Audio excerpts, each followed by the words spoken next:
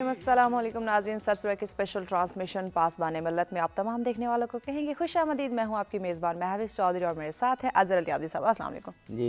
Sir, आज के मौजू के हवाले से हमारे नाज़रीन को आगाह कीजिए। मेरा ख्याल है जब कायदे आज़म की बात की जाए, और जी ये तो हम रोज़ अपने इंट्रो में कहते हैं जी कि जी सच टीवी की ये मुनफरिद काविश है। मेरा नहीं ख्याल पाकिस्तान में कोई और चैनल, या अगर चैनल को भी छोड़ दीजिए, कोई इदारा बिल्कुल वो कायदे आज़म पर इतने प्रोग्राम करता ऐसे हो ही बिल्कुल और मशाहिरे पाकिस्तान पर इतने प्रोग्राम्स करता हो। और कायदे आज़म के हवाले से तो सच टीवी दिलो जान से हाजिर है।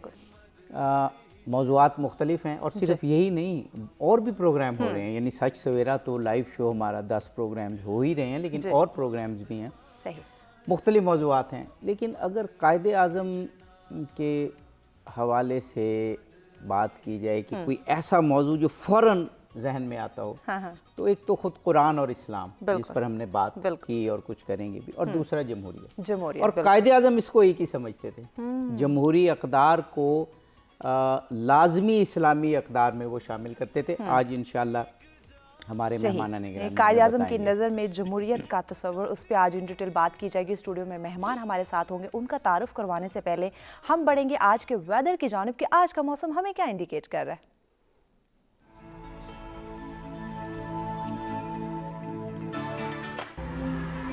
जी, सबसे पहले बात करते हैं इस्लामाबाद की, जहां ज़्यादा से ज़्यादा 20 डिग्री सेंटीग्रेड और कम से कम 7 डिग्री सेंटीग्रेड। रुक करते हैं लाहौर का, जहां ज़्यादा से ज़्यादा 18 डिग्री सेंटीग्रेड और कम से कम 7 डिग्री सेंटीग्रेड।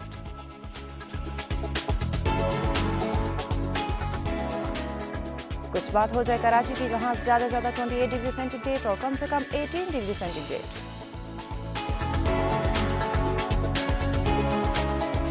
पेशावर का अहवाल आपको बताते चलें, जहां ज़्यादा से ज़्यादा 21 डिग्री सेंटीग्रेड और कम से कम 7 डिग्री सेंटीग्रेड। रुक करते हैं कोयटा का, जहां ज़्यादा से ज़्यादा 18 डिग्री सेंटीग्रेड और कम से कम 1 डिग्री सेंटीग्रेड।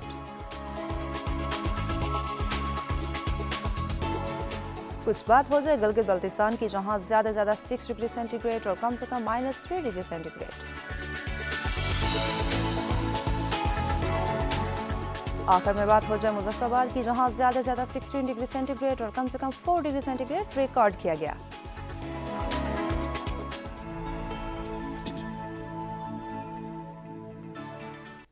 जो वेलकम बैक नाज़रीन, ये जानिए आपने मौसम की सूरत हाल। बढ़ते हैं स्टूडियो में मौजूद अपने मेहमानों की जानिब, उनका तारुफ करवाते हैं ताकि जल्द से जल्द अपने मौजू पे इन डिटेल गुफ्तगू का आगाज़ किया जाए।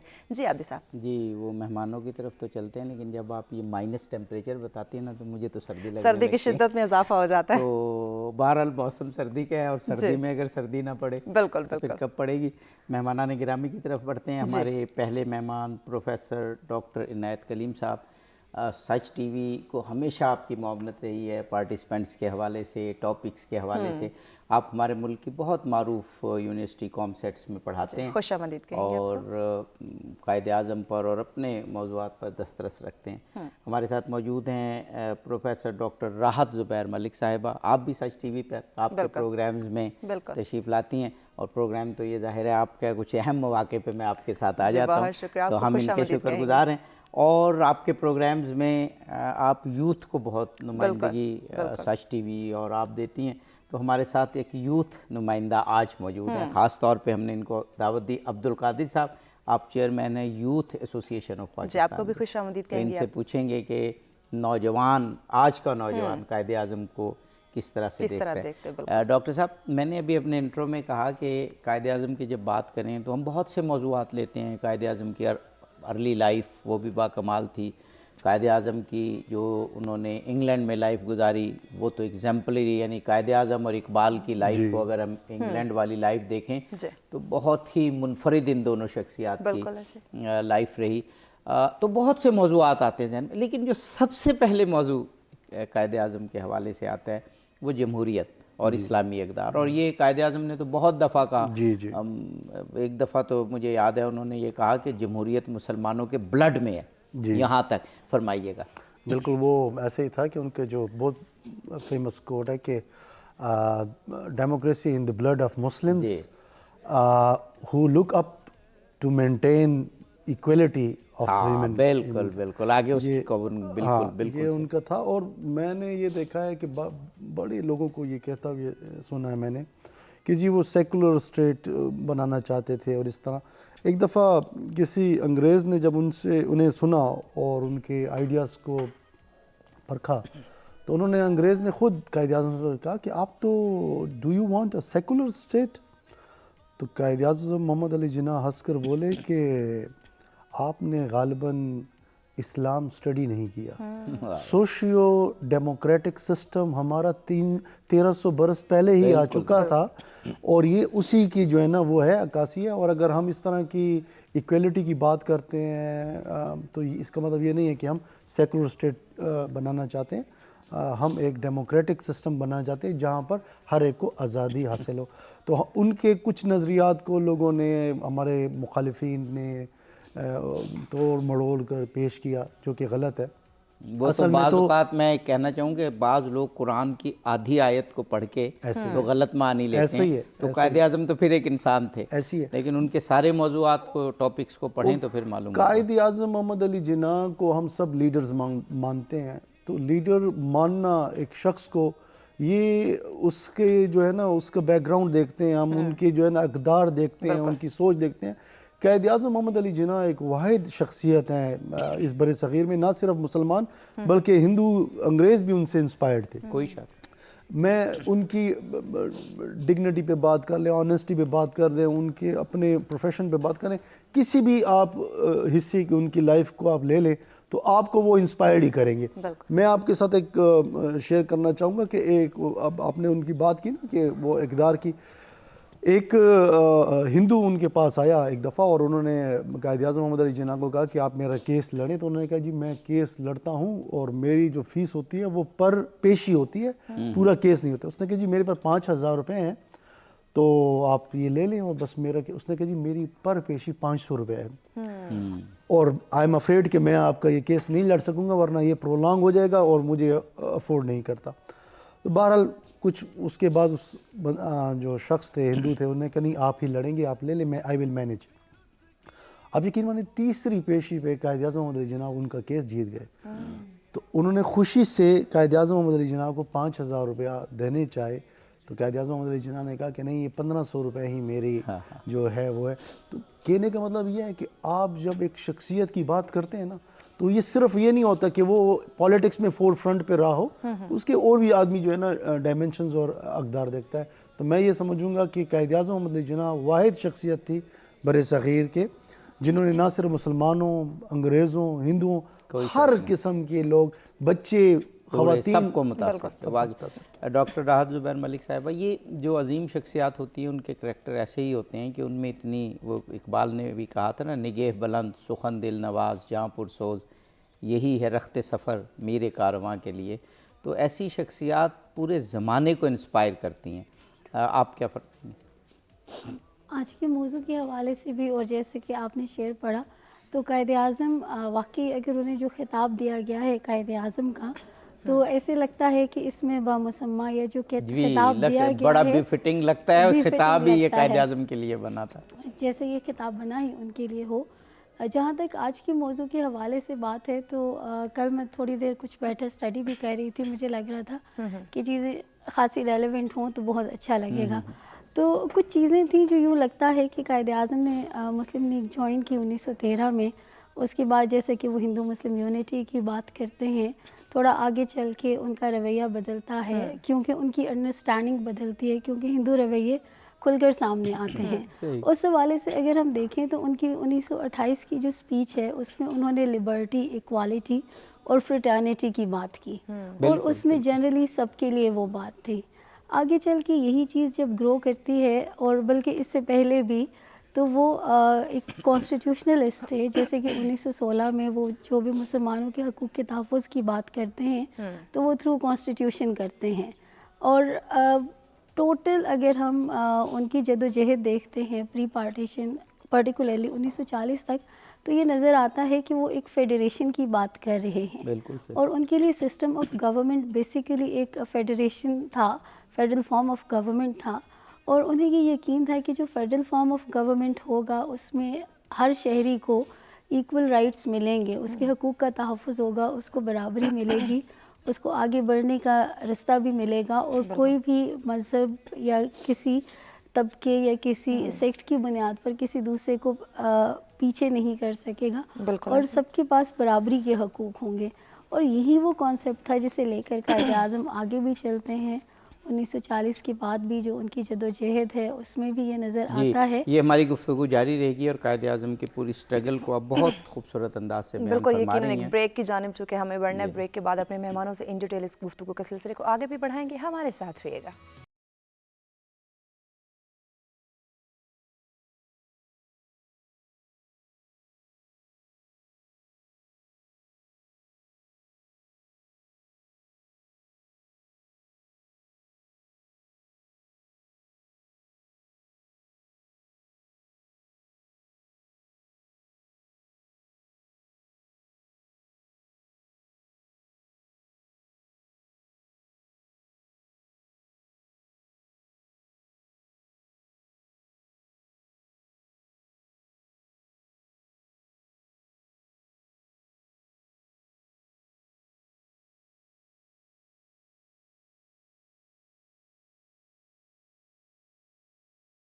جی ویلکم بیک ناظرین. ساسورا کی اسپیشل ٹرانسمیشن پاسبان ملت میں آپ تمام دیکھنے والوں کو کہیں گے خوش آمدید. ہمارا آج کا موضوع اس پہ ان ڈیٹیل گفتگو کا آغاز ہو چکا ہے. اگر آپ بھی آج کے موضوع پہ ہمیں جوائن کرنا چاہیں، اپنی رائے کا اظہار کرنا چاہیں یا پھر ہمارے مہمانوں سے کوئی بات کرنا چاہیں تو لائیو کال کے ذریعے جوائن کر سکتے ہیں. نمبر آپ کی اسکرین پہ دیے جا رہے ہیں. جی عاطف صاحب. جی سچ ٹی وی پر پروگرامز کر کے اتنی خوشی ہوتی ہے بالکل کہ سچ ٹی وی جو ٹاپکس اور جن شخصیات پہ گفتگو کرتا ہے، آدمی سوچتا ہے کہ واقعاً ان شخصیات کو ہمیں ماڈل بنانا چاہیے. بالکل ایسے کوئی قائد اعظم کے بارے میں آپ دیکھیں ہم کتنے پروگرامز کر رہے ہیں، لیکن موضوعات ہیں کہ ختم نہیں ہوتے اور آپ کی عظمت ہے کہ اس کا پورا اظہار نہیں ہو پاتا. ایسے ہی واقعی سچ ٹیلی ویژن جو ہے وہ تعریف کے لائق ہے. کوئی شک نہیں. ہمارے ساتھ اب آج یوتھ کی بھی ریپرزینٹیشن جی بالکل بالکل. آپ اسکالر بھی ہیں اور یوتھ کی نمائندگی بھی کرتے ہیں. عبدالقادر صاحب، تو ان سے یہ پوچھتے ہیں کہ یوتھ قائد اعظم کو کیسے دیکھتے ہیں؟ بالکل. جی جی بہت شکریہ ڈاکٹر صاحب. بسم اللہ الرحمن الرحیم.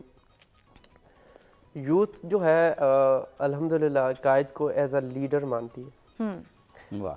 ان کی جو لائف ہے، ان کا جو لائف سٹائل ہے اس کو پسند کرتی ہے، اس کو فالو کر رہی ہوتی ہے. صرف یہاں پہ ایک چیز اور آ جاتی ہے کہ جو قائد کی سپیچز ہیں، جو قائد کے جو ہے افکار ہیں، وہ صحیح معنوں میں یوتھ تک نہیں پہنچ پا رہے. جس کا سب سے بڑا جو ہے المیہ آپ کہہ لیں، جیسے ڈاکٹر صاحب نے بات کی کہ قائد نے جو ہے ایک ہندو کا کیس لڑا اور انہوں نے پہلے انکار کیا کہ میری فیس بہت کم ہے. تو یہ بہت بڑا مثال ہے. آپ دیکھ لیں کہ اس کے بعد قائد نے جو ہے اس ہندو سے کہا کہ میرا اصل میں، ہندو نے کہا کہ آپ تو فیس بہت زیادہ مانگ رہے تھے. تو قائد نے کہا میرا اس پہ جو ہے آپ کا کیس ہے، اس پہ وقت کم لگا. 3 دفعہ میں نے ریپرزینٹ جی اور وقت کم لگا. یہ کتنا ایک بڑا جو ہے نا یوتھ کے لیے قائد کا ایک میسج ہے.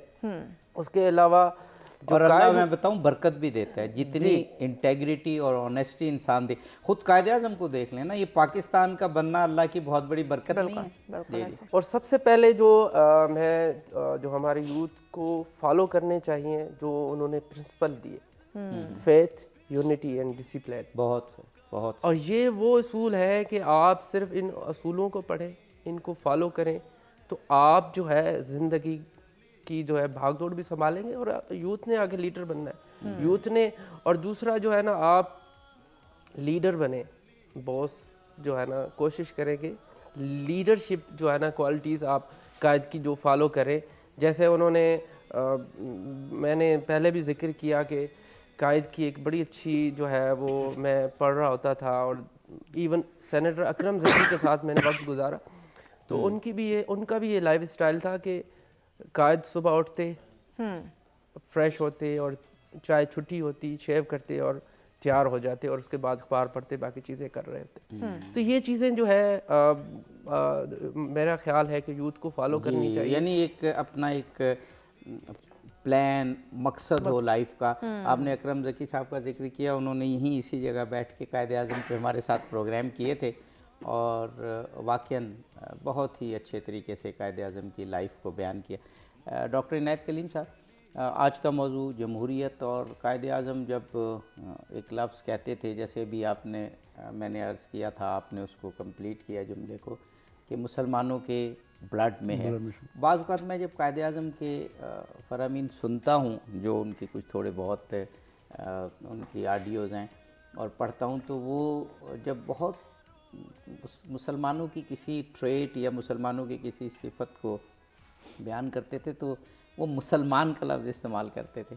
मुस्लिम भी करते थे, लेकिन साथ बहुत दफ़ा मुसलमान भी उन्होंने, कि मुसलमान के ब्लड में जमहूरियत है।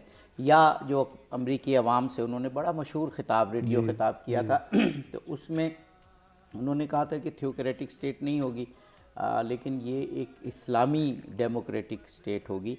और साथ उन्होंने फिर ये कहा कि हमने जो ये जमहूरी रिवायात हैं, ये हमने 1300 साल पहले ऐसे ही है। इस्लाम से सीखी हैं। और फिर आगे क्या शानदार जुमला आपने कहा कि हम इन जो शानदार रिवायात हैं, ग्लोरियस का लफ्ज़ उन्होंने इस्तेमाल किया, उसके अमीन हैं। अमीन है, बिल्कुल ऐसा। असल में सर ये अगर आप आजकल का जो हमारा जो माशरा देखें, हम 8 दहाइयों में हमें 8 बड़े बड़े सदमे मिले हैं। सही। पाकिस्तान को 8 दहाइयों में 8 बड़े सदमे मिले हैं। आपने ये देखा कि वो जब यूथ की बात करते हैं तो ढाका में 1939 में वो यूथ से ख़िताब करते हैं, तो वहाँ पे वो कहते हैं कि जी आपका अव्वलीन काम है study, do not indulge in politics. बिल्कुल ठीक। आज अगर आप देखें हमारी हर यूनिवर्सिटी, हर कॉलेज में सियासत है, जो कि मेच्योरिटी का लेवल हमारा ये होना चाहिए कि इसके बाद सियासत में हम पार्टिसिपेट करने दें अपने यूथ को, लेकिन हम उनको इसमें देते हैं जिसकी वजह से आप, मैं नाम नहीं लूँगा, आप पाकिस्तान की बड़ी नामवर यूनिवर्सिटी है, कुछ दिन पहले वहाँ पर स्ट्राइक हुआ, वाइस उनके जो वाइस चांसलर है उनका घिरा हुआ। क्या है ये सियासत? हम इस फिर दूसरी आपने देखा कि वो चाहते थे कि एक प्रो डेमोक्रेटिक गवर्नमेंट हो, ठीक है, ख़ुद मुख्तार हो, कॉन्स्टिट्यूशनलिस्ट हो, कॉन्स्टिट्यूशन पर बेस्ड करती हो। आपने देखा हमारे मुल्क में 3 दफ़ा हमें मार्शल लॉ का सामना करना पड़ा, ठीक है। तो बात यहाँ पर हम ये देखेंगे कि हमें यानी वजूहात जो भी हों, लेकिन ये होना नहीं चाहिए था ना, क्योंकि कायद आज़म मोहम्मद अली जिन्ना ने एक लाइन ड्रॉ कर दी थी शुरू में।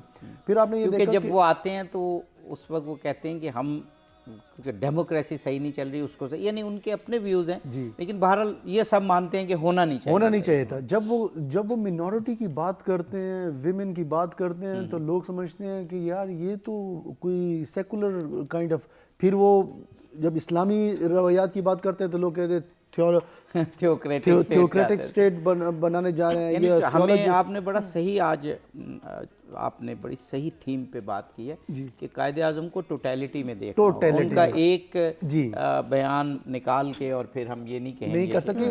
और दूसरी बात सर ये देखें कि हमने ये भी देखा कि 80 की दिहाई में आपने देखा कि हमारा जो सोसाइटी थी, जो फैब्रिक थी, हमारी एडिफिस थी पूरी सोसाइटी की, वो टोटली चेंज हो गई, वो इस्लामाइजेशन की तरफ चली गई, एक्सट्रीमिस्ट।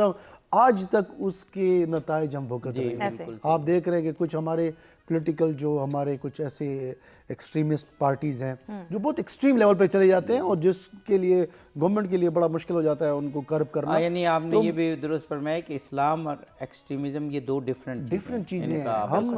हम अगर आप सही मानों में कायद आज़म की जो इस्लामी नज़रियात को अगर आप देखें, पढ़ें, तो आपको पता होगा कि इस्लाम जो है एक मॉडरेट रिलीजन है, उसमें हर एक तबका, हर एक मज़हब की गुंजाइश है। वहाँ पे नबी पाक सल्लल्लाहु अलैहि वसल्लम ने ये कायम किया 1300 साल पहले। आपने ये देखा कि हुज़ूर पाक सल्लल्लाहु अलैहि वसल्लम की ट्रीटमेंट जो यहूदियों के साथ, हिंदुओं के साथ जो थी, वो आज हमारे लिए एक मिसाली। वो सर ये हिस्टोरियन और सीरत निगार दोनों ये लिखते हैं कि जो मिसाक़ मदीना है, जो रसूल अल्लाह ने मदीना में रियासत कायम की, ये दुनिया का पहला रिटर्न आइन है। इससे पहले कोई लिखा हुआ आइन इस तरीके से नहीं था। और वो यानी रसूल अल्लाह के होते हुए इस तरह से डेमोक्रेटिक ज़रूर था कि उसमें तमाम मज़ाहिब के लोग बराबर के शहरी थे। जी जी जी। डॉक्टर साहिबा इसी गुफ्तगू को जारी रखते हुए एक तो डेमोक्रेसी हम नॉर्मली लेते हैं कि कोई कैंडिडेट्स खड़े होंगे और फिर उनको वोट पड़ेंगे, कैंपेन होगी, फिर एक 3-4 बंदे हारेंगे, एक आध जीतेगा, एक जीतेगा, तो इसको डेमोक्रेसी कहते हैं। ये पार्ट ऑफ डेमोक्रेसी है। डेमोक्रेसी एक रवैये का नाम है। हमारे घर में डेमोक्रेसी हो, मुशावरत हो, इस्लाम ने तो क्योंकि असूल बताया मुशावरत का, मुआशरे में हो, तो ख़वातीन को आगे लेके चलना, यूथ को आगे लेके चलना, ये भी डेमोक्रेसी है। कायदे आज़म ने 1910, 1920, 1930 यानी आप देखें आज से तकरीबन एक सदी कबल ख़वातीन को जिस तरह से मोबिलाइज़ किया, मैं कहता हूँ कि डेमोक्रेसी का ये उरूज है कि इस सोसाइटी में। जी आप कुछ कहना चाह रहे हैं? मैं ये आपने ख़वातीन की बात की, सारी आपकी बारी थी, लेकिन मैं जी नहीं आप फिर मैं क्या भूल ना जाऊँ। जी वो ख़वातीन के ऊपर उन्होंने कहा कि दुनिया में देयर आर 2 पावर्स। क्या कॉल? एक उन्होंने कहा कि जी तलवार, दूसरी कलम। उसने कहा इन दोनों से जो मजबूत तरीन जो हथियार है वो है ख़वातीन। बिल्कुल सही। ये उनका बहुत मशहूर था जी, बहुत मशहूर। क्योंकि अगर आप देखें हमारा एक माशरे की बुनियाद ही एक औरत डालती है। बिल्कुल सही। एक फैमिली है, फिर उसके बाद एक खानदान, फिर उसके बाद डिफरेंट स्टेजेस पे वो डिफरेंट रोल अदा कर रही है। आपने जो फरमाया ना कि जो कलम और तलवार तो ताकत है, तो कायदे आज़म ने कहा इससे ऊपर एक ताकत है ख़वातीन, क्योंकि खातून यानी माँ ये तरबियत देती है कि कहाँ तलवार यूज़ करनी है और कहाँ कलम यूज़ करना है। ये सुपीरियरिटी है खातून की। जी फरमाइए। कायदे आज़म की आप बात कर रहे थे, तो बात ये है कि अगर उनके जमहूरी रवैये की बात करें तो उनके घर से दिखता है। मोहतरमा फ़ातिमा जनाह को जितनी इज़्ज़त, जितना मान उन्होंने दिया, तो वो एक प्रैक्टिकल डेमोन्स्ट्रेशन थी इस चीज़ की कि वो ख़वातीन को कहाँ रखते हैं। इस गुफ्तगू को हम जारी रखेंगे। बिल्कुल, चूँकि एक ब्रेक की जाने बढ़ना, ब्रेक के बाद इन डिटेल गुफ्तगू का आगाज़ किया जाएगा। हमारे साथ रहेगा, मिलता है एक शॉर्ट ब्रेक के बाद।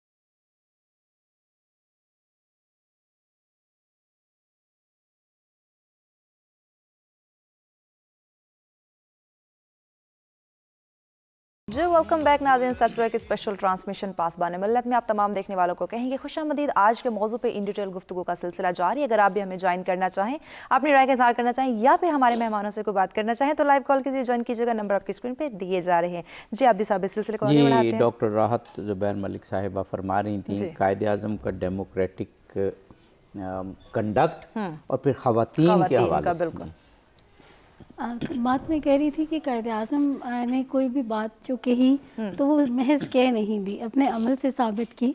और मिसाल हमें मिस फातिमा जनाह के और उनके साथ से मिलती है कि किस तरह उन्होंने कभी भी मिस फातिमा जनाह को साइडलाइन नहीं किया, उन्हें पीछे नहीं रखा, बल्कि अगर आप जदोजहद आज़ादी का भी वो फेज़ देखें तो जहाँ जहाँ ख़वातीन की लीडरशिप की बात थी तो उसमें जिस हद तक मुमकिन था मिस फातिमा जनाह आगे थी, और जिस तरह से ख़वातीन की तंजीम में उनका रोल है, तो ये चीज़ साबित करती है कि कायदे आज़म किस हद तक डेमोक्रेटिक एटीट्यूड और अप्रोच रखते थे।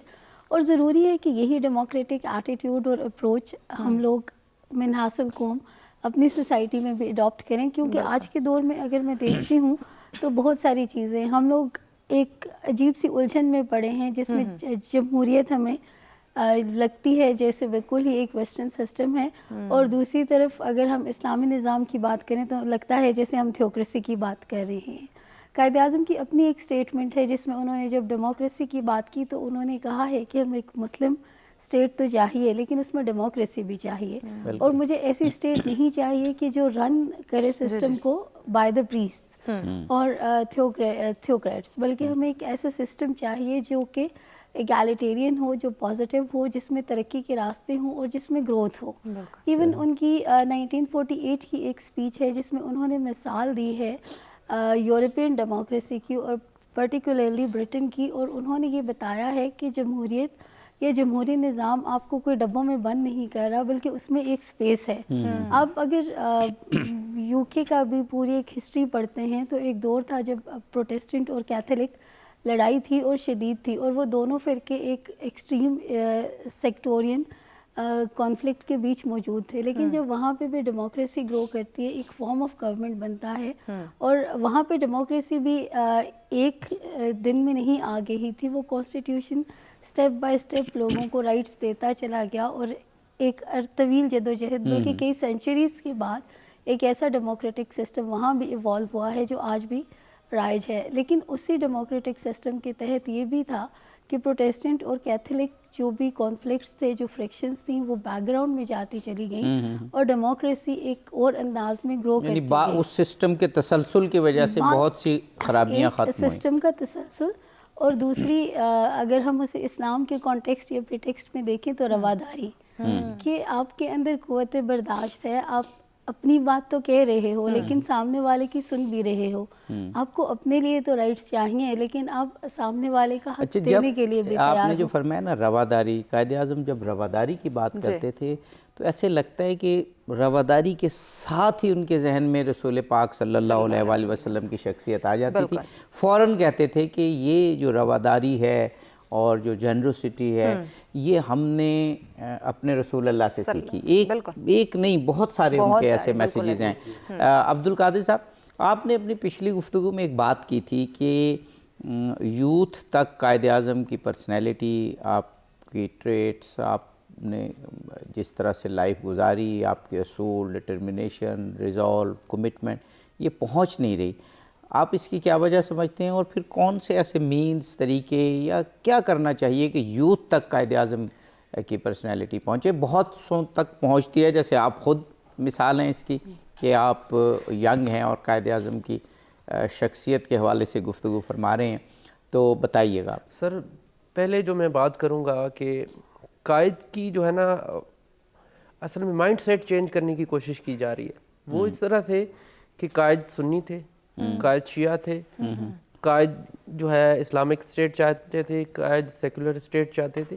اصل میں ان ایسے ٹاپکس کو جو ہے نا ہائی لائٹ کیا جاتا ہے, بہت صحیح آپ فرما رہے ہیں, اور جس کی وجہ سے جو ہے نا یوتھ کو ڈائیورٹ کیا جاتا ہے تاکہ جو ہے یوتھ جو ہے قائد کو نہ پڑھ سکے.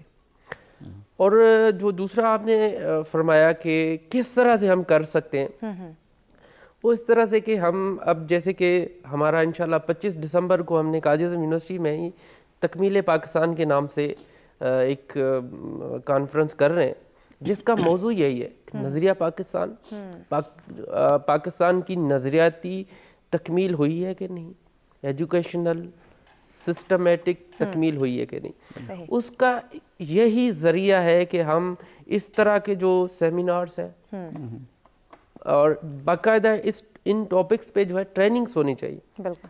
اور ہم کوشش بھی کر رہے ہیں اور الحمدللہ پچھلے 6 سالوں سے ہم اس موضوع پہ کر بھی رہے ہیں. جیسے کہ میں نے ٹریننگز کا ذکر کیا کہ جو ہے 25 سے 30 اسٹوڈنٹس کو آپ جو ہے 2 گھنٹے کے لیے ان کو آپ کر لیں, اور اس کے علاوہ اس 25 کو آپ یہ ریکویسٹ کریں, ان کو ایک چھوٹا سا آپ 2 پیجر 5 پیجر ایک قائد کے حوالے سے بنا کے دیں, جو ہم کوشش کر رہے ہیں اپنے وسائل کے جتنے بھی ہیں. اس کے بعد جو ہے ان سے کہا جائے کہ آپ جو ہے نا ہر ایک بندہ آپ ان میں سے 25 کو آپ ٹرینڈ کریں. تو یہ اتنا بڑا جو ہے نا جو ہم اس مائنڈ سیٹ کو ود ان ایئر چینج کر سکتے ہیں. یہ بہت بہت اچھی آپ نے بات کی. ڈاکٹر صاحب, عبدالقادر کی بات سے مجھے اپنے ایک دوست کی بات یاد آ رہی ہے. وہ ویسٹ میں بہت عرصہ رہے میرے ایک دوست, تو میں نے ان سے پوچھا کہ جو ویسٹ میں پنکچویلٹی ہے یعنی وقت کی پابندی, یہ ان کے معاشرے میں کیسے آئی؟ اب یہ افسوس کی بات ہے کہ ہم ویسٹ سے, ورنہ ہمارے قائد اعظم سے تو لوگ کئی محاورتاً کہتے ہیں کہ لوگ گھڑیاں ٹھیک کرتے تھے کہ اپنے قائد اعظم کے, لیکن کیا کیا جائے کہ آج جو ہمارے معاشرے کی حالت ہے اور پھر ویسٹ میں. تو انہوں نے مجھے کہا, جو ان کی بات کو میں سیکنڈ کرتے ہوئے, کہ ویسٹ میں یہ ہے کہ ٹریننگز بہت زیادہ ہوتی ہیں کیونکہ ویسٹ میں کارپوریٹ کلچر بہت زیادہ ہے, اور بڑی بڑی کارپوریشنز ہیں, بڑے بڑے ادارے ہیں, اور ان کے بلڈ میں ٹریننگ چلی گئی ہے یہ والی. خرابیاں بھی ہیں وہاں, ہم ایسے نہیں کہتے کہ وہ کوئی بہت ہی جو ہیں پرفیکٹ لوگ ہیں, لیکن یہ بات پنکچویلٹی, ریگولیرٹی, تو یہ ٹریننگز اور تحریک پاکستان کے حوالے سے سیمینارز, گیٹ ٹوگیدرز اور یہ چیزیں بہت ضروری ہیں. اظہر صاحب, بات یہ ہے کہ میں نے کئی جگہوں پر اس کا ذکر بھی کیا ہے, بڑے انٹرنیشنل کانفرنس پہ بھی اس کی بات میں نے کی ہے, کہ جو ہماری یوتھ ہے نا, ہمارا جو بنیادی مقصد ہونا چاہیے تھا نا, کہ جو پرائمری لیول کا جو ہمارا ایجوکیشن سسٹم ہے اس میں ہمیں ان کو ایک ٹریننگ دینی چاہیے تھی, جو کہ ہم نہیں دے رہے. اگر آپ جاپان کی مثال میں آپ کو دے دیتا ہوں, it is one of the glaring examples in this regard, کہ وہاں پر اگر آپ دیکھیں تو وہاں پر کتنا بھی قیمتی چیز آپ کی گم جائے, چاہے 1 کروڑ روپیہ آپ کا بیگ بھرا ہوا آپ بھول جائیں, ٹوکیو میں 24 گھنٹے نہیں تو 48 گھنٹے میں آپ کو وہ بیگ مل جائے گا. وہاں پہ لوگ سگنل نہیں توڑتے, وہاں پہ دیکھتے ہیں کہ ہاسپٹل ہے وہاں پہ ہارن نہیں بجائیں گے. کیوں؟ وجہ ان کا ایجوکیشن سسٹم ہے. ان کے جو پرائمری لیول کا جو ایجوکیشن سسٹم ہوتا ہے وہاں پہ صرف وہ بچے کو ڈیفرنٹ کلرز بتاتے ہیں, بچے کو بتاتے ہیں کہ آپ نے لائن کو کیسے فالو کرنا ہے, آپ نے اپنی باری کا کیسے پر چیز لینی ہے, آپ نے بڑوں کے سامنے کیسے بیٹھنا ہے, آپ نے بڑوں کے سامنے کیسے کھڑے ہونے ہیں, آپ نے واش روم کیسے اٹینڈ کرنا ہے. یہ وہ چیزیں ہیں جو ہمیں اپنے بچوں کو بتانی چاہیے پرائمری لیول پر. ہم اپنے ایجوکیشن سسٹم میں آپ دیکھیں تو ہم کیا بتاتے ہیں, ہم اپنے ایجوکیشن سسٹم میں جی تھوڑا ایلیمنٹ میتھس کا بتا دیتے ہیں, تھوڑا ریجنل لینگویجز کا بتا دیتے ہیں, تھوڑا سائنس, تھوڑا فزکس کر ہماری پرائمری ہو جاتی ہے. آپ نے یہ دیکھا ہے, کبھی یہ ریئلائز کیا ہے, میں ایز اے مطلب ہے کہ ایک کوشچن پلیس کرتا ہوں پوری قوم کے سامنے, کہ ہمارے پرائمری لیول کے بعد ہمارا جو ڈراپ آؤٹ ہے وہ 50% سے زیادہ ہے. جی بالکل. اب جو 50% سے زیادہ جو ڈراپ آؤٹ ہمارا ہوا وہ کہاں جائے گا؟ وہ سوسائٹی کے مختلف شعبوں میں گیا, لیکن جو انہوں نے 5ویں تک جو پڑھا ہے وہ ان کی زندگی میں کہیں پر نظر نہیں آئے گا. لیکن جو چیز ہم مس کر گئے ہیں, جو ان کا اقتدار کرنا تھی, جو ان کو ٹریننگ دینی تھی, وہ اگر ہم اس کو دے دیں تو ہر ایک شعبے میں وہ ہمیں ریفلیکٹ. یہ بڑی اہم بات آپ کر رہے ہیں. وقفے کے بعد ہم چاہیں گے اس کو تھوڑا سا اور اس پر بالکل بریک کے بعد ہم ان ڈیٹیل بات کریں گے کہ اپنے بچوں کی بہتر تربیت ہم کیسے کر سکتے ہیں. اس سلسلے کو مزید بھی آگے بڑھائیں گے, لیکن وقت ہو جاتا ہے بریک کا, ہمارے ساتھ رہیے گا.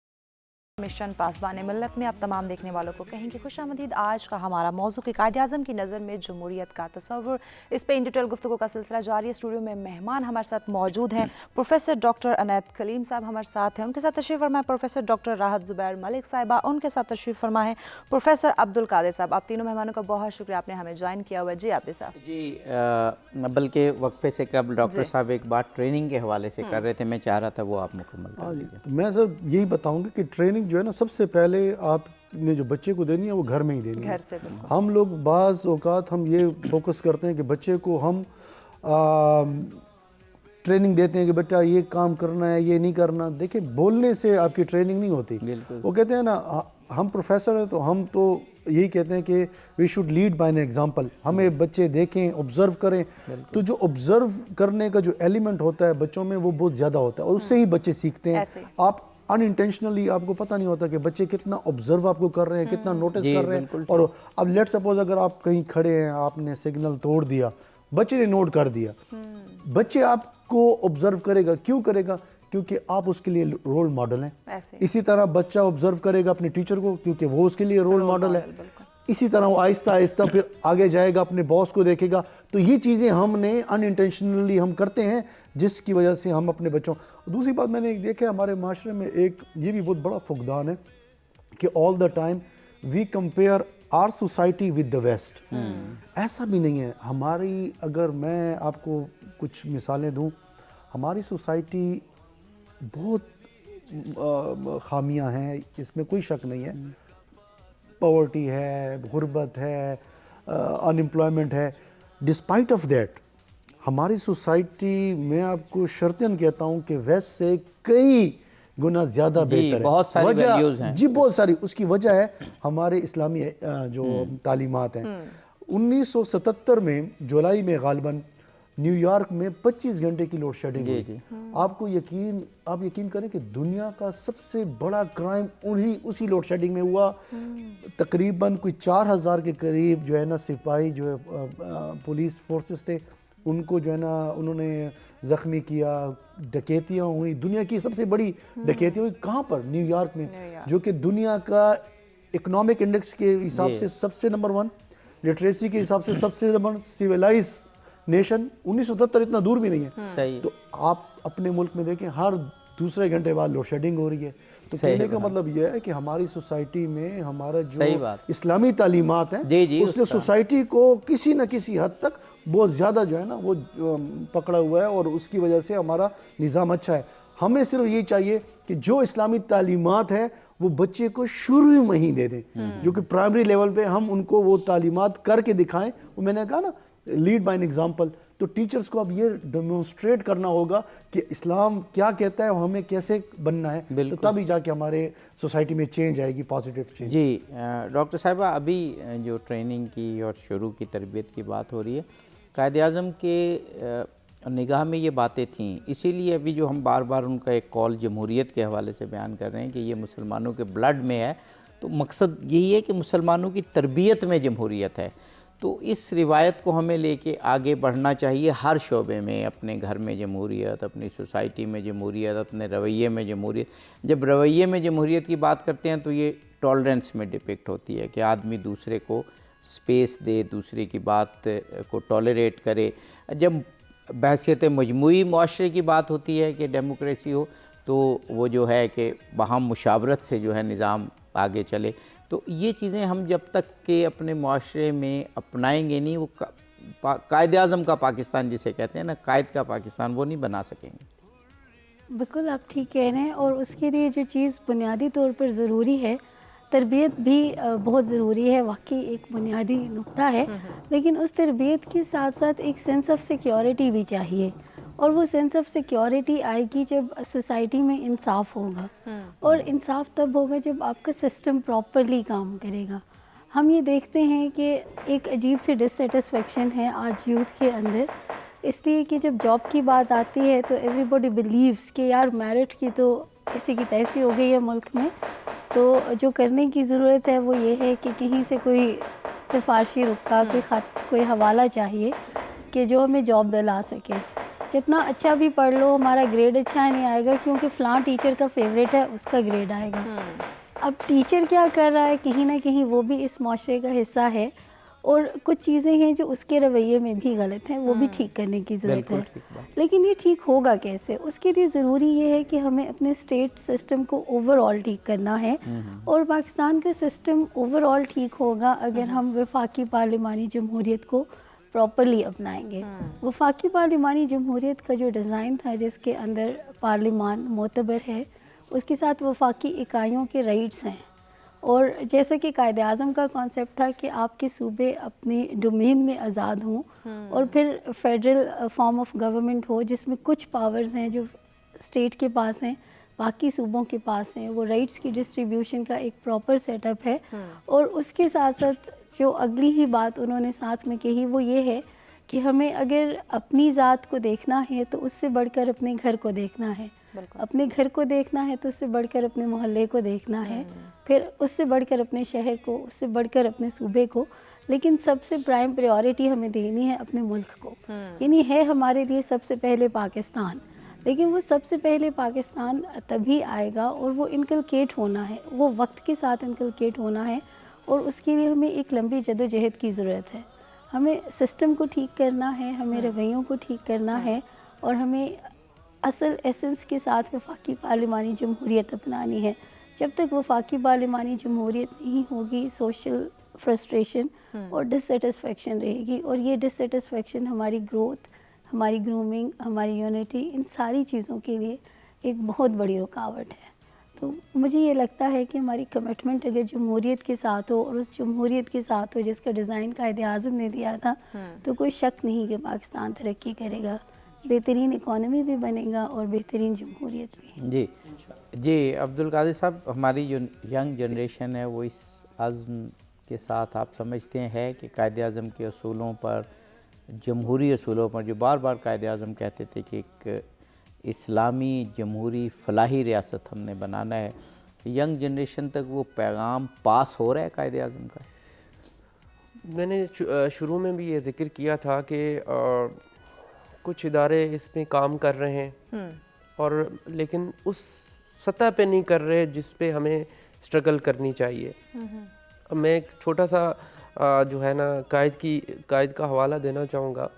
5 فروری 1945 میں بمبئی میں سیرت کانفرنس میں نبی کریم صلی اللہ علیہ وسلم کے برتھ ڈے کے ڈیٹ میں کولمبو کے ایک اخبار کو انٹرویو دیتے ہوئے انہوں نے فرمایا کہ دین اسلام جو ہے وہ آیا ہی اس لیے کہ جمہوریت, امن اور انصاف کی بنیاد جو ہے, اور انصاف تاکہ لوگوں کو جو ہے جو ہماری سوسائٹیز ہیں ان کو مہیا کیا جائے, انصاف مہیا کیا جائے. تو بیسیکلی یہاں پہ اب چیزیں آ جاتی ہیں کہ ہم ڈفرینشیٹ کرتے ہیں کہ یہاں پہ مجھے دیکھنے کو ملتا ہے کہ کچھ اسٹوڈنٹس میرے پاس آتے ہیں, میرا تعلق سندھ سے ہے, کہ جی آپ فیورٹزم کریں گے. تو اس چیز سے قائد نے بالکل منع کیا. آپ نے پاکستان کو دیکھنا ہے, آپ نے کوئی علاقے کو نہیں دیکھنا. اور دوسرا ایک کافی چیزوں میں جو ہے نا مکسڈ چیزیں جو ہے نا یوتھ کے ساتھ کی گئی ہیں, جیسے کہ اسٹیٹ اور گورنمنٹ میں یہ فرق ہوتا ہے. یہ چیزیں سمجھنے کی بہت ضرورت ہے کہ جو اسٹیٹ ہے وہ پاکستان ہے, اور اس کو چلانے کے لیے 5 سال کے لیے گورنمنٹ آتی ہے جو اس اسٹیٹ کو چلاتی ہے. لیکن ہم کیا کرتے ہیں, اگر تنقید کرنی ہو نواز شریف پہ, تنقید کرنی ہو عمران خان پہ, تنقید کرنی ہو کسی ادارے پہ, تو ہم اسٹیٹ پہ بھی تنقید کیے جا رہے ہیں. فرق بالکل رکھنا چاہیے, بالکل صحیح بات ہے. ڈاکٹر صاحب, قائد اعظم ڈیموکریٹک ویلیوز کے بارے میں اتنے حساس تھے کہ فادر آف نیشن تھے, اور وہ تو جو کہتے وہ آئین بن جاتا. ایسا ہی ہے. لیکن ان کا خطاب کسی بھی قوم سے ہو, جیسے امریکن نیشن سے خطاب میں بھی آپ نے کہا, پھر خود کانسٹیٹیوشنل اسمبلی میں تقریر میں کہا کہ یہ قانون آپ نے بنانا ہے. لیکن مجھے یقین ہے کہ یہ قانون جو ہے, یہ کانسٹیٹیوشن ہے, یہ جمہوری ہوگا جو اسلام اور قرآن کی تعلیمات کو اپنے اندر سموئے ہوئے ہوگا. یعنی گائیڈنس دے رہے ہیں لیکن وہ رول نہیں کر رہے, کوئی چیز رولنگ نہیں دے رہے کہ ایسا ہو, وہ اسمبلی پہ چھوڑتے ہیں. ہاں ڈاکٹر صاحب, آپ کی بات کو آگے بڑھائیں گے چونکہ بریک ہمیں ایک لینی ہے. بریک کے بعد ان ڈیٹیل آپ سے بات کی جائے گی. ناظرین ہمارے ساتھ رہے گا, ملتا ہے ایک شارٹ بریک کے بعد.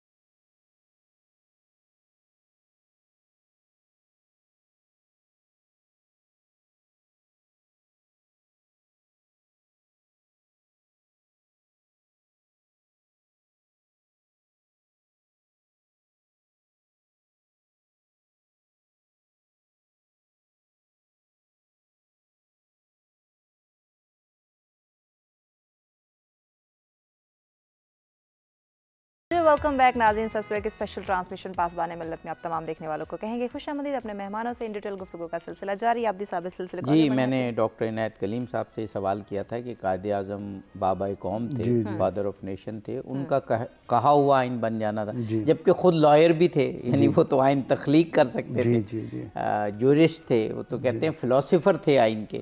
لیکن وہ جہاں بھی کہتے ہیں, جب جتنے بھی خطابات ان کے سنے, وہ جو بڑا مشہور امریکی عوام سے خطاب ہے, پھر کانسٹیٹیوشنل اسمبلی سے خطاب, تو اس میں انہوں نے کہا آئین آپ بنائیں گے. بلکہ ایک جگہ تو انہوں نے کہا مجھے نہیں معلوم آئین کیسا ہوگا, لیکن مجھے یہ یقین ہے کہ یہ ڈیموکریٹک ہوگا, جمہوری ہوگا, لیکن اسلام اور قرآن کی تعلیمات کو اپنے مکسچر اندر سموئے ہوگا، ہوئے ریفلیکٹ کرے گا. بالکل. جی جی. اب سر میں یہ بھی دیکھتا ہوں ہمارے معاشرے میں ہماری جو یوتھ ہے نا، کیونکہ سر نے قادر صاحب نے یوتھ کی بات کی تو اس کو تھوڑا سا میں اس کے اندر انکلوڈ کرنا چاہوں گا کہ ہمارے یوتھ کو بڑے کوارٹر سے ڈفرینٹ ڈائمینشن سے مس گائیڈ بھی کیا جا رہا ہے. کچھ ہمارے سیکٹرز ہیں جو یہ کہتے ہیں کہ یار پاکستان نہ ہی بنتا تو بہتر تھا، یہ تو جو کہ ٹوٹلی ہی مس پرسیپشن اور ابھی آج کا انڈیا دیکھ لیں تو پتہ چل جاتا ہے. اگر آپ کل دور کی بات نہیں کرتے، رات کو میں ٹی وی نیوز دیکھ رہا تھا تو اس کے ایک پروونس میں انہوں نے کیا کیا کہ جی وہاں پہ ان کی جو آر ایس ایس کے جو لیڈرز تھے وہ خطاب کر رہے ہیں اور کہہ رہے ہیں کہ جی آپ لوگوں نے مسلمانوں کو مارنا ہے تو تلوار اب کافی نہیں ہے، موبائل تو 5,000 کا بھی چل جائے گا، لیکن آپ نے ہتھیار کم از کم 1 لاکھ سے اوپر لینا. یہ کل کی وہ ہے، آپ لوگوں نے سب نے ان کی وہ ویڈیو کلپ وہ دیکھا بھی ہوگا.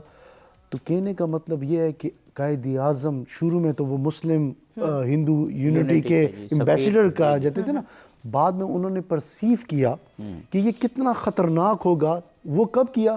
وہ 1937 اور 39 میں جب کانگریس رول آئی تو انہوں نے ان کو دیکھا اور اس میں انہوں نے یہ دیکھا کہ کوئی بھی مینورٹی کی طرف سے، مسلمانوں کی طرف سے جو بھی بل گیا وہ کانگریس راج میں وہ ریجیکٹ ہوا. جی جی. اور بڑے مسلمانوں کے لیے ان 7 صوبوں میں جہاں ان کی حکومتیں بنی بہت تنگ کر دیا تھا اور بہت زیادہ ان کو جو ہے نا نیگلیکٹ کرنے لگے تھے. وہاں پہ انہوں نے اپنا مائنڈ سیٹ چینج کیا کہ نہیں، اب جو ہے نا اگر پاکستان نہ بنا تو مسلمان جو ہے نا وہ مینارٹی رہیں گے اور بہت ہی مطلب ہے کہ بہت بری حالت میں رہیں گے. پھر انہوں نے اس کے اوپر پھر اس کے بعد میں نے ایک دفعہ نہرو یہ مہاتما گاندھی کے ساتھ بیٹھے ہوئے تھے تو مہاتما گاندھی نے انہیں کہا کہ جناح مجھے یہ بتائیں کہ آپ ڈیسیجن کیسے لیتے ہیں؟ تو قائد اعظم محمد علی جناح نے کہا کہ میں تو اپنے بارے میں آپ کو بعد میں بتاؤں گا، پہلے میں آپ کو یہ بتاتا ہوں آپ ڈیسیجن کیسے لیتے ہیں. تو اس نے کہا کہ جی ہاں بتاؤ. بہت چونکے وہ بڑے حیران ہوئے.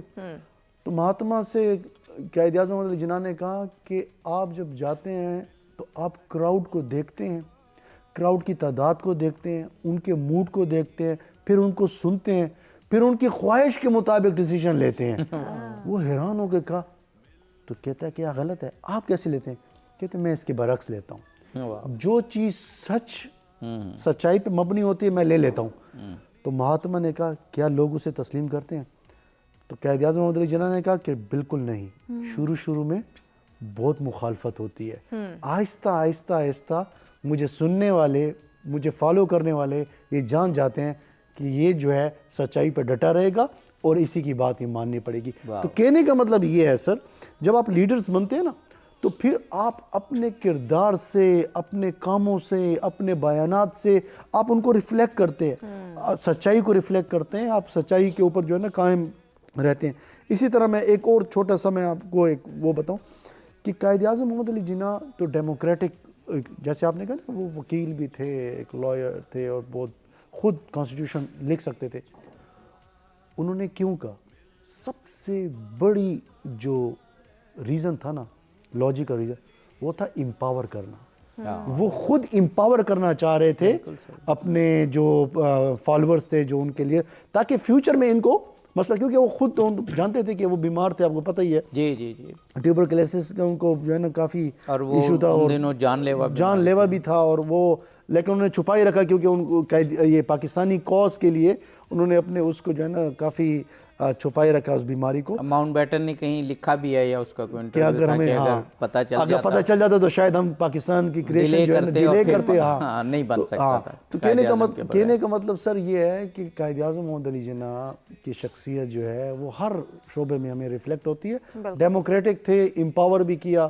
ان کے جانے کے بعد ہمیں کچھ سانحہ کا سامنا ہوا، لیکن جب تک وہ تھے تو ہم نے یہ دیکھا کہ انہوں نے پاکستان کو آزاد بھی کروایا جو کہ امپاسبل تھا، اور اس کو جو ہے نا بر صغیر میں جو ہے نا ایک شائننگ سٹار کی طرح.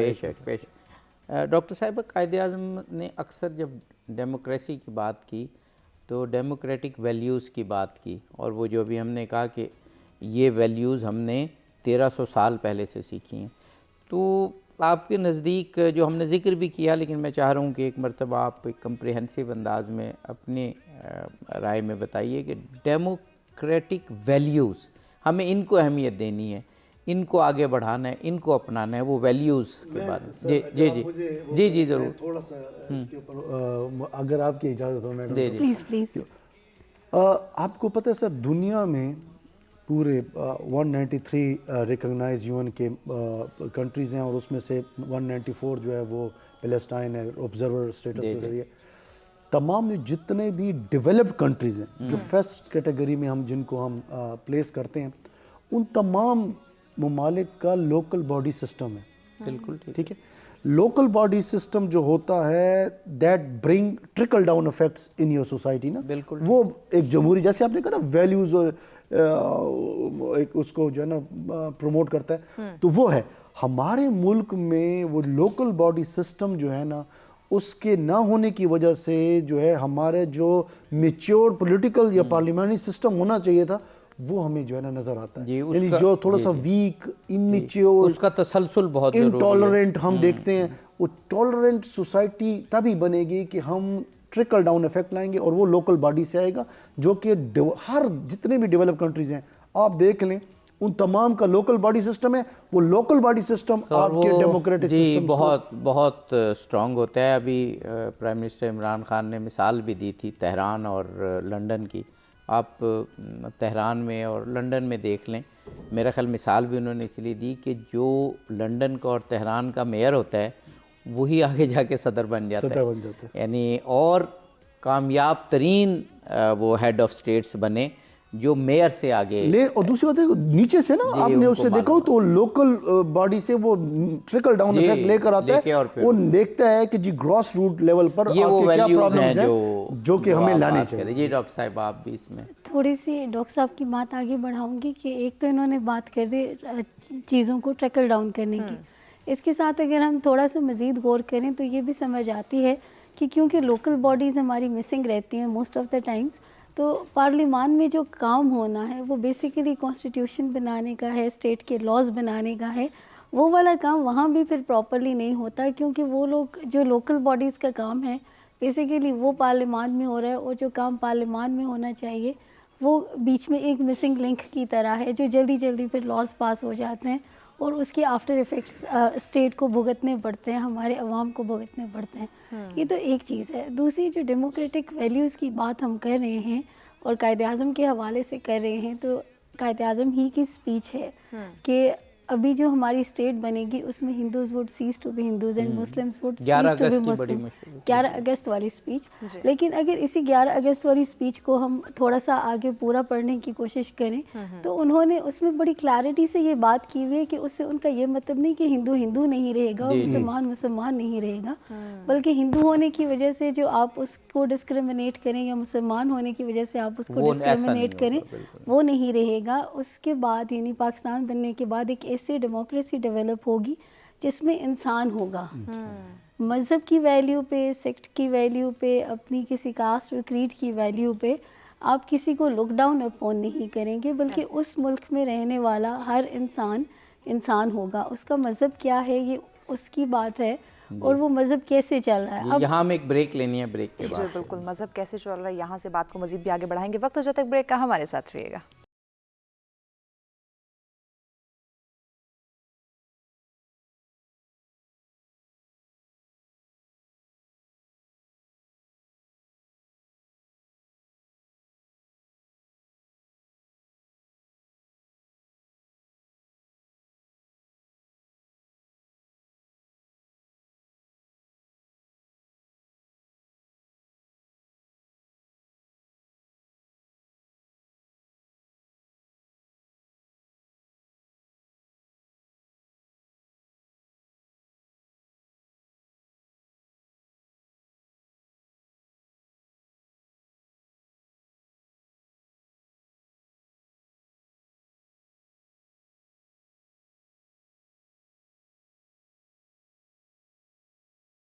बैक नाज़रीन, सब्सक्राइब की स्पेशल ट्रांसमिशन पासबान मिल्लत में आप तमाम देखने वालों को कहेंगे खुशामदीद। आज का हमारा मौजू जिस पर इन डिटेल गुफ्तगू का सिलसिला जारी था कि कायदे आज़म की नज़र में जमहूरियत का तस्वुर। आबिद साहब, आखिरी सेगमेंट है मेहमान जी, अब हमारे पास कोई 8-10 मिनट होते हैं, तो पूरे प्रोग्राम का हम एक खुलासा, ताकि जो नाज़रीन जिन्होंने लेट ऑन किया वो भी देख लें, और जो देख रहे हैं वो भी एक पूरा इस आज जो कुछ हमने हमारे प्रोफेसर साहिबान ने, इंटेलेक्चुअल्स ने जो कुछ हमें बताया। डॉक्टर साहब, अगर आज के मौजू को आप खुलासा करना चाहें। मैं तो सर यही बताऊंगा कि कायद-ए-आज़म मोहम्मद अली जिन्नाह एक हमारे लीडर थे, और वो लीडर सिर्फ इसलिए नहीं बने कि वो इन्होंने सिर्फ पाकिस्तान हमें आज़ाद करा के दिया। उनकी तालीमात, क्योंकि जब आप किसी शख्स के बारे में उनकी जहनीत, उनकी सोच, उसकी फ़िक्र के बारे में अगर आप मालूम करना चाहें तो दो ही पहलू होते हैं, या तो उसके जो लिखे हुई तहरीर को आप पढ़ लें या उनकी तकारीर को सुन लें। तो इन दो से हमें यही मिलता है कि कायद-ए-आज़म मोहम्मद अली जिन्नाह एक ऐसे लीडर थे जिन्होंने ना सिर्फ मुसलमानों के लिए बल्कि हर कम्युनिटी का हर शख्स, चाहे वो हिंदू है, काफिर है, सिख है, ईसाई है, हर को उन्होंने बराबरी के ऊपर रखा, ट्रीट किया, इक्वलिटी का एक कॉन्सेप्ट दिया। और यूथ के लिए यहाँ पर उन्होंने ये एक बहुत कायद-ए-आज़म मोहम्मद अली जिन्नाह मैं समझूंगा कि एक ऐसे मशाल राह है हमारे यूथ के लिए कि उनका किसी भी पहलू को अगर वो पढ़ेंगे और वो उसके ऊपर अगर वो तहकीक करेंगे तो उनके ज़िंदगी के जो अपने जो क्या कहते हैं, जो अपॉर्चुनिटीज़ हैं वो उनके लिए, जैसे कि अगर आप देखें तो कायद-ए-आज़म मोहम्मद अली जिन्नाह वक्त के पाबंद थे, कमिटमेंट के पाबंद थे, इंटीग्रिटी उनमें थी, ऑनेस्ट वो थे। अच्छा, आपने देखा, मैंने कहा ना कि कायद-ए-आज़म मोहम्मद अली जिन्नाह आजकल ये हमारे मुल्क में एक ये भी है ना कि हम जो है ना ये क्या कहते हैं उसे अपने जो ड्यू टू इकनॉमिक कंस्ट्रेंट्स हमने अपने मामलात को थोड़ा सा वो किया हुआ है, हुकूमत ने भी किया हुआ है कि ज़्यादा अखराजात ना हो और थोड़ा सा जो है ना मियाना रवि का एक वो रखा हुआ है। तो कायद-ए-आज़म मोहम्मद अली जिन्नाह जब गवर्नर जनरल बने तो उन्होंने फर्नीचर ऑर्डर किया अपने ही मतलब ऑफिस के लिए और उसके लिए। तो जब उसकी कॉस्ट आई मेरे ख्याल 53 रुपये उस वक़्त के बने थे, तो वो उन्होंने क्या किया कि $53 थे आई गेस। तो उन्होंने कहा कि यार ये तो हमारी हुकूमत नहीं बेयर कर सकेगी, तो उन्होंने वही फर्नीचर रखा लेकिन अपने ही पैसों से उसे लिया। तो कहने का मतलब ये है कि हमारे यूथ के लिए मैं ये कहना चाहूँगा, कायद-ए-आज़म मोहम्मद अली जिन्नाह एक लीडर थे और उन्होंने जो आज हमें पाकिस्तान दिया है, बड़ी ही मुश्किलों के साथ ये पाकिस्तान बना है, और वो चाहते थे कि इस पाकिस्तान में एक यूथ, एक हमारा जो यूथ जो है वो एक कलीदी किरदार अदा करे। मेरा ये ख्याल है कि अगर हम यूथ को अपने जो हमारे प्राइमरी लेवल है, सेकेंडरी लेवल है, उसमें कायद-ए-आज़म की मुख्तलिफ़ तालीमात के बारे में सही तरीके से बता सकें, उनकी सोच के बारे में सही तरीके से बता सकें, तो हमारे लिए सोसाइटी के लिए बहुत पॉजिटिव होगा। जी, बहुत खूब डॉक्टर साहिबा, आप जिन्नाह, कायद-ए-आज़म मोहम्मद अली जिन्नाह, मेमार कौम, बाबाए कौम और खालिक पाकिस्तान, उन्होंने जो डेमोक्रेटिक वैल्यूज़ के हवाले से जो हमें ख़ास तौर पर अपनी बहुत सारी तकरीरों में एम्फेसाइज़ किया, ज़ोर दिया कि ये हमने ना सिर्फ गवर्नमेंट में बल्कि अपनी निजी और माशरती ज़िंदगी में भी डेमोक्रेटिक वैल्यूज़ को अपनाना है, जो दरअसल वही हैं जो इस्लामी तालीमात। बिल्कुल, कायद-ए-आज़म की तकारीर देखें या कायद-ए-आज़म की स्ट्रगल देखें थ्रू आउट 1913 से ऑनवर्ड्स, क्योंकि एक जो पहली प्रोमिनेंट चीज़ नज़र आती है वो मायदा लखनऊ है 1916 का, और उसके बाद आप जब भी देखें जो भी तब्दीलियाँ आई माशरे में, जो भी रवैये बदले, कायद-ए-आज़म का अपना सफ़र as nationalist Muslim to Muslim nationalist, वो पूरी की पूरी चीज़ अगर आप देखें तो उन्होंने कॉन्स्टिट्यूशन की बात की, कॉन्स्टिट्यूशनल बिहेवियर्स की बात की, और राइट्स के प्रोटेक्शन की बात की, और उसमें माइनॉरिटीज़ के राइट्स देखें या जब मेजॉरिटी के राइट्स देखें तो उनकी हमेशा एक बात रही कि आप एक कॉन्स्टिट्यूशन और उस कॉन्स्टिट्यूशन के थ्रू सबके राइट्स की प्रोटेक्शन हो, और उसमें भी वफाकी पार्लिमानी जमहूरियत की बात है, और यही वो चीज़ है जो इस इलाके, इस खित्ते के लिए बहुत ज़रूरी है, क्योंकि डेमोक्रेसी तो हम अपना सकते हैं लेकिन हम इसको प्रॉपर्ली जो वेस्टर्न फॉर्म ऑफ डेमोक्रेसी है उसके तौर पे यहाँ अडॉप्ट करना بالکل ہی ناممکن ہے، کیونکہ ہم لوگ ایک ہی طرح کے لوگ نہیں ہیں. رویے، کلچر، روایات، ہماری تاریخ اور بہت ساری چیزیں ہیں جو ایک دوسرے سے تھوڑے تھوڑے فرق کے ساتھ ملتی بھی ہیں، لیکن تھوڑا تھوڑا سا فرق بھی ہے، اور ضروری ہے کہ ہم اس فرق کی عزت کریں. اس تھوڑے تھوڑے سے فرق کی عزت کرتے ہوئے اسے ساتھ لے یہی کر جمہوری رویہ ہوتا ہے. پارلیمانی جمہوریت میں چلیں گے تو یہی جمہوری رویہ یہ ہوگا. بلکہ آپ نے قائد اعظم کی جو اسٹرگل کی بات کی، تو جب ہم 1910 میں وہ پہلی دفعہ لیجسلیٹو جو اسمبلی تھی اس کے ممبر بنے، اس وقت سے لے کے آخر تک آپ نہ صرف جو انڈو پاک ہے بلکہ پوری دنیا کے جمہوری حقوق کی بات کرتے رہے. ہم نے پڑھا کہ جب اسمبلی میں وہ منتخب ہوئے، پہلے ہی تقریباً یہ 1910 کی دہائی کے مڈل کی بات ہے، جنوبی افریقہ کے لوگوں کی آواز انہوں نے اٹھائی، اور وہاں پر یہ پیلسٹائن کی کہ وہاں پر جو ظلم ہو رہا ہے اور ان کو اختیارات نہیں دیے جا رہے، اس کی بات کی. جی عبدالقادر آپ کو. تو قائد کے حوالے سے یہ پیغام ہے جو قائد نے ہی جو ہے ہمیں دیا. جی قائد وکیل تھے تو ایکسٹرا آرڈنری وکیل تھے. انہوں نے سیاست میں قدم رکھا تو ان سے بڑا سیاستدان کوئی نہیں تھا. بالکل انہوں نے جو بھی کام کیا وہ اس میں ایکسپرٹ تھے. تو میرا یوتھ کو یہی میسج ہے، اگر آپ تعلیم حاصل کر رہے ہیں، جو بھی آپ کی فیلڈ آپ نے چوائس کی ہے، جو بھی اس میں آپ ایکسپرٹ بن جائیں. اور آپ اسی طرح سے اگر آپ نے جو آپ کا کام ہے وہ اچھے طریقے سے کیا، تو یہ بھی اگر تعلیم ہے تو آپ نے اچھے طریقے سے تعلیم حاصل کی تو یہ بھی ایک پاکستان کی خدمت ہوگی، اور یہ بھی جو ہے نا ایک قائد کا جو ہے نا آپ اس کے فرمانوں کی فرمانبرداری آپ کر رہے ہوں گے. واہ بہت خوب. جی جی میں نے یہ بھی دیکھا کہ قائد اعظم اگر ہم یوتھ کے لیے اسپیشلی آج کل کے اس معاشرے کے لیے اگر ایک سبق رکھنا چاہیں تو قائد جو ہے نا بار بار ٹالرنٹ کی بات کرتے جی جی بالکل. ایک ٹالرنٹ سوسائٹی وہ جو ہے نا قائم کرنا چاہ رہے تھے، جو کہ آج کل ہمارے ملک میں وہ سوسائٹی ڈیولپ جب تک ٹالرنٹ سوسائٹی نہیں ہوگی ہم ترقی بھی نہیں کر سکتے. تو میں یوتھ کو یہ کہوں گا کہ آپ ٹالرنٹ رہیں. جیسا کہ میڈم نے کہا، بہت اچھا انہوں نے کہا کہ نہ یہ ٹالرنٹ میں یہ بھی آتا ہے کہ آپ نہ صرف بات خود کریں بلکہ دوسرے کی بات اکوموڈیٹنگ رہیں. آپ کا بیہیویئر اکوموڈیٹنگ ہو، accommodating towards minority, accommodating towards women, ہر ایک کے حقوق کے پاسدار بنے، تبھی جا کے بات بنے گی. اور یہ ٹالرنٹ جب تک ہماری سوسائٹی میں نہیں آئے گا ٹالرنس، تو میرا خیال ہے کہ اس وقت تک ہم جو ہے نا ترقی کے راستے پر کمزم نہیں. جی بہت شکر گزار ہیں پروفیسر عنایت کلیم صاحب آپ کا، پروفیسر ڈاکٹر راحت زبیر ملک صاحب آپ کا، عبدالقادر صاحب آپ کا، آپ تشریف لائے.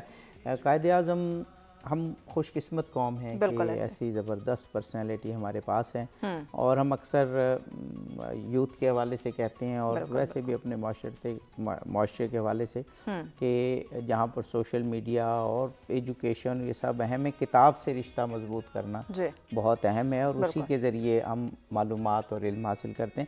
قائد اعظم کے حوالے سے پرسنل فیلنگز اور ٹچ کے حوالے سے 2 کتابوں کا میں ذکر کرنا چاہوں گا جو میں نے پڑھی، اور میں چاہوں گا ناظرین اور یوتھ ضرور پڑھیں. تو خود مس فاطمہ جناح کی مائی برادر، دیکھیں وہ بڑی ایک پرسنل ٹچ کے ساتھ ان کے بچپن کے احوال، ان کی جوانی کے احوال، وہ بہت اچھا. اور ایک ابوالحسن اصفہانی کی کتاب ہے Quaid Azam as I knew ہم، قائد اعظم جیسے میں نے انہیں جانا.